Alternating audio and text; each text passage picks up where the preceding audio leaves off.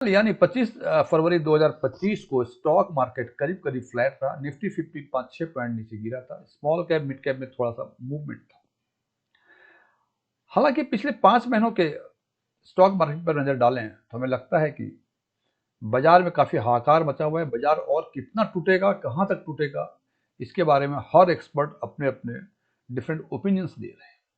और सबसे इंटरेस्टिंग बात कि जो यदि म्यूचुअल फंड इन्वेस्टर्स हैं, जो कि equity mutual fund directly related है स्टॉक मार्केट से, तो निश्चित रूप से यदि इक्विटी स्टॉक्स टूट रहे हैं तो म्यूचुअल फंड का परफॉर्मेंस भी काफी खराब रहा होगा। और वो म्यूचुअल फंड इन्वेस्टर जिन्होंने आज से 5 महीने पहले यानी सितंबर 2024 में या तो लमसम या एसआईपी मोड ऑफ इन्वेस्टमेंट के थ्रू इन्वेस्टमेंट स्टार्ट किया था, तो उनको लगता है कि शायद वो फंस गए। उन्होंने सोचा था कि म्यूचुअल फंड में कोई जादू होता है कि पैसे इधर डालेंगे और 20-25-30% के आसपास रिटर्न होगा, लेकिन यहाँ देखने को मिल रहा है कि पिछले 5 महीनों में 20-25% के आसपास नेगेटिव रिटर्न दिया है।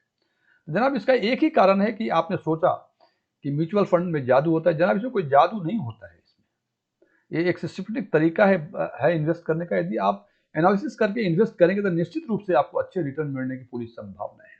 अब यदि पिछले 5 महीने हम पिछले 5 महीने की बातें इसलिए कर रहे हैं कि मार्केट अपने पिक लेवल पे सितंबर 2024 में था और ये करीब 5 महीने हो गए। और पिछले 5 महीनों के बाजार पे यदि हम स्मॉल जो इंपॉर्टेंट सेगमेंट्स हैं इक्विटी म्यूचुअल फंड के या इक्विटी शेयर्स के, वो large cap, mid cap, small cap है। और इन तीनों सेगमेंट पे यदि हम नजर डालें तो हम देखते हैं कि लार्ज कैप अपने पिक लेवल से इनका रिटर्न -12% है, मिड कैप का -19% है और स्मॉल कैप का -25%। और यही बात यदि XIRR की करें, यानी यदि आपने आज से 5 महीने पहले SIP स्टार्ट की होती तो आपको लार्ज कैप में -28% का आपको नेगेटिव रिटर्न देखने को मिलता, मिड कैप में -39% और स्मॉल कैप में -51%। जनाब, ये रिटर्न जब देखते हैं तो हमें लगता है कि हमें म्यूचुअल फंड में इन्वेस्ट कभी नहीं करनी चाहिए। लेकिन फ्रेंड्स, आज हम चर्चा करेंगे कुछ ऐसे फंड्स की।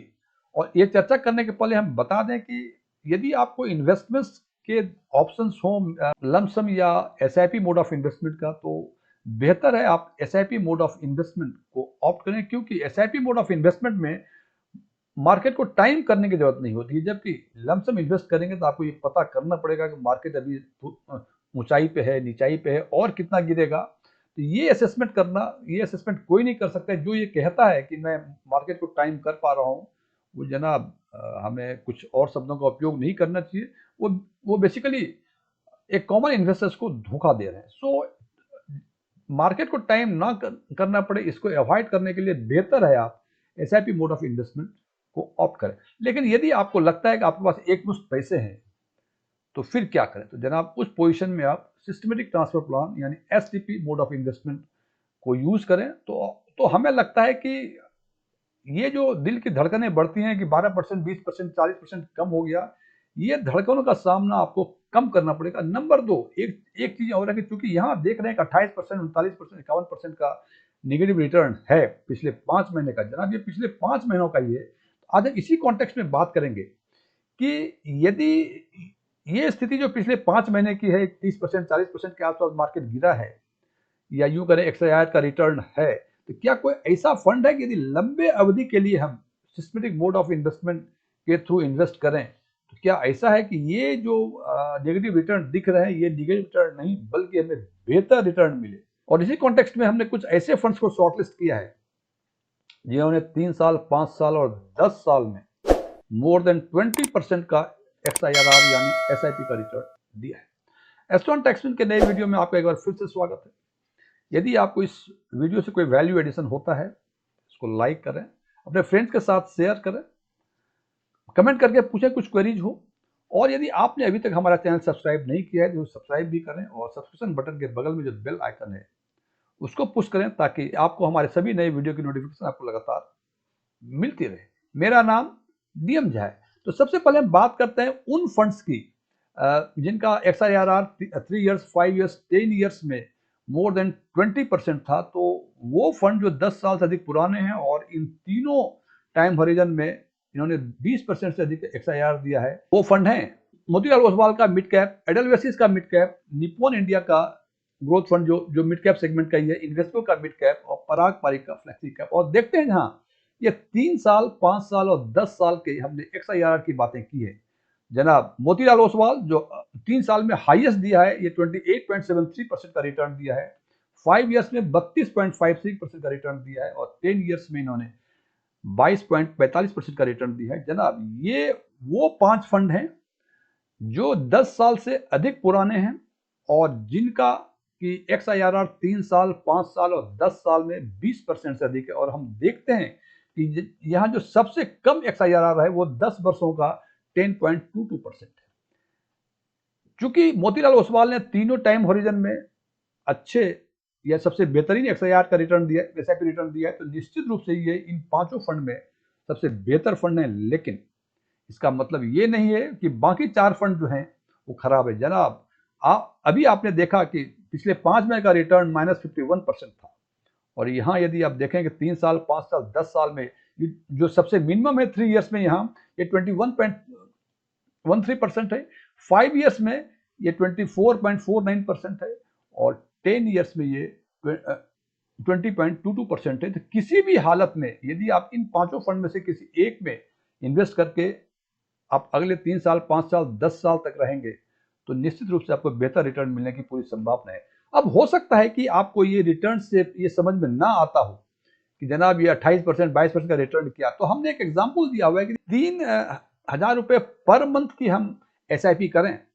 तो 3 वर्षों में 1,08,000 रुपये हम इन्वेस्ट करेंगे और मोतीलाल ओसवाल जो सबसे हाईएस्ट दिया है ये 1,61,000 रुपये हो जाएंगे। जनाब 1,08,000 रुपये 3 वर्षों में 3,000 रुपये के हिसाब से हम जमा करते हैं तो 1,08,000 बन जाते हैं 1,61,000।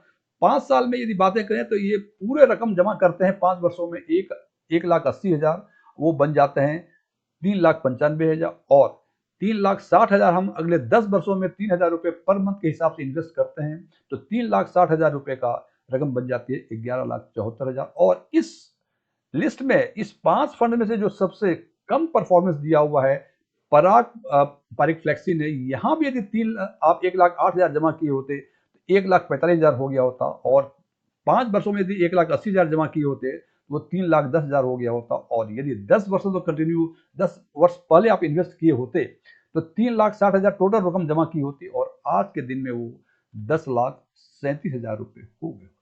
तो निश्चित रूप से इस 5 फंड में से कोई भी फंड यदि आप आने वाले वर्षों में, हालांकि ये सब हिस्टोरिकल रिटर्न है और इसकी कोई गारंटी नहीं कि ये रिटर्न अगले 3, 5, 10 वर्षों में रिटर्न में रिपीट करें, लेकिन अभी ने जो रिकॉर्ड देखा गया, ये संभावनाएं ये बती जाती है कि अगला 3 साल, 5 साल, 10 साल में जो भी ये रिटर्न होगा ये इसी के आसपास होना चाहिए। लेकिन एक चीज और ध्यान रखेंगे, जैसे मैंने पिछले 5 महीने का रिटर्न दिखाया कि भाई 50%, 40% कम है, तो जनाब ये ध्यान रखें कि यदि आपको SIP करनी हो तो वो लंबे समय के लिए करें, बिकॉज मार्केट को जैसे मैंने पहले बताया कि मार्केट को टाइम आउट कोई नहीं कर सकता है और जैसे आप देख रहे हैं कि पिछले 5 महीनों से मार्केट लगातार गिर रहा है और आगे कितना ये स्थिति कब तक रहेगी ये कहना मुश्किल है। सो पहला चीज SIP या STP करें और टाइम होरिजन जो लंबा करें, यदि लंबा करेंगे आप तो निश्चित रूप से आपको बेहतर रिटर्न मिलेगी, इसमें कोई दो मत नहीं है। कुछ ऐसे फंड और 6 फंड को हमने शॉर्टलिस्ट किया है जो 10 वर्ष से पुराने तो नहीं है, 5 वर्ष से अधिक पुराने हैं और उन फंड ने भी पिछले 5 वर्षों में काफी बेहतरीन रिटर्न दिया है और वो फंड है बंधन का स्मॉल कैप, इन्वेस्को का स्मॉल कैप, महिंद्रा मनोलाइफ का मिड कैप, ICICI का रिटायरमेंट फंड जो फ्लेक्सी कैप है, मोतीलाल ओसवाल का लार्ज एंड मिड कैप और ITIT का स्मॉल कैप। इनमें देखते हैं कि सबसे बेहतरीन रिटर्न 18.182 का दिया 3 साल के टाइम होरिजन में और 5 साल के टाइम होरिजन में 29.82। अब यदि इसको कन्वर्ट करें फिर वही 3,000 रुपये पर मंथ के हिसाब से, तो हम देखते हैं कि 3 वर्षों और 5 वर्षों के बाद जो रकम बनती है वो रकम है बंधन में यदि पिछले 3 साल में किए होते SIP यानी 1,08,000 रुपये बन जाते आपके 1,61,000 और 5 वर्ष यानी 1,60,000 आपने जमा किए होते, ये बन जाते आपके 3,67,000।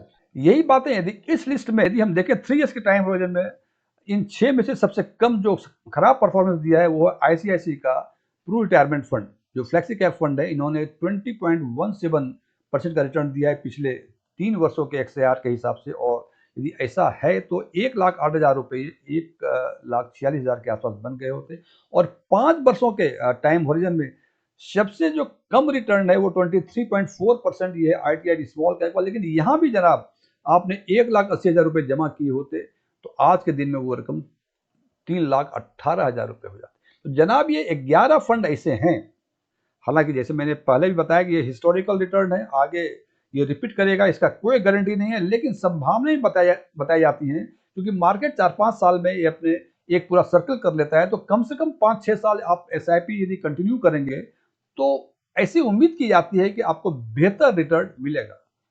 फ्रेंड्स, ये वीडियो क्लोज करने के पहले बता दूं कि मैं कोई फाइनेंशियल एडवाइजर नहीं हूं, कोई म्यूचुअल फंड का एडवाइजर भी नहीं हूं, MFI से मेरा कोई रजिस्ट्रेशन नहीं है, मेरे पास कोई सर्टिफिकेट नहीं है सेबी का जो ये बताता है कि मैं एडवाइजर हूं, और ना मैं कोई कंसल्टेंट हूं, ना ही कोई मैं क्लासेस चलाता हूं इस संबंध में। मैं एक एनालिस्ट हूं जो फैक्चुअल पोजीशन के बेसिस पे म्यूचुअल फंड्स के एनालिसिस किया करता हूं, और उस एनालिसिस के बेसिस पे मैं इन्फ्रेंस निकालना पड़ता हूं, और उसके हिसाब से मैं अपने व्यूअर्स को बताता हूं। मेरी राय को मानना आपकी कोई मजबूरी नहीं। आप मेरी राय यदि पसंद आए अच्छी बात है, नहीं पसंद आए फिर भी अच्छी बात है, लेकिन एक चीज का ध्यान रखें कि जिस तरह से मैं फंड को शॉर्टलिस्ट करने के लिए कहता हूं, उस वो प्रोसेस इस फंड को शॉर्टलिस्ट करने में लगाएंगे तो निश्चित रूप से आपको बेहतर रिटर्न मिलने की पूरी संभावना है। Thank you.